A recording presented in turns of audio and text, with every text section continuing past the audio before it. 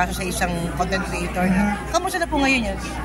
Update lang. Well, patuloy po siya ba? Di ba? Oo, kasi ang huling update sa akin ay pinadala ng subpoena itong content creator na si Elian.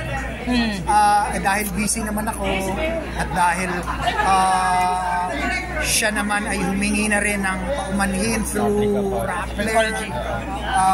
Yung nanay, napakaraming messages sa akin na humihingi ng tawad, humihingi ng sorry, mahirap lang daw sila, wala silang pambayad ng abogado. Ang problema, padala na siya ng subpoena ng NBI. So hindi na ako umattend ng ibang mga hearings. Na hearing. So nasa kamay na ng NBI yun. Ako naman kumbaga pinapaubaya ko na rin. Total, hindi naman ito malaking kaso. Malaking kaso. Kumbaga ang bottom line lang naman ay makapagbigay ng awareness na hindi naman dapat tayo ginagamit. Pero sir, kaso na ba siya? Umakit na po ba sa kaso? Hindi pa. Sorry? Umakit na ba sa kaso?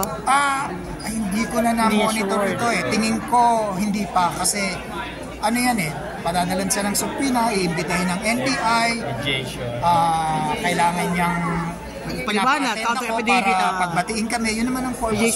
Pero sir, kayo open kayo magkaayos na lang at huwag na magdemanda. Oo, sa akin parang baka bandang uli ako pang magmukhang masama pagka ito naman ay tinuloy-tuloy ko patulan pa. Diba?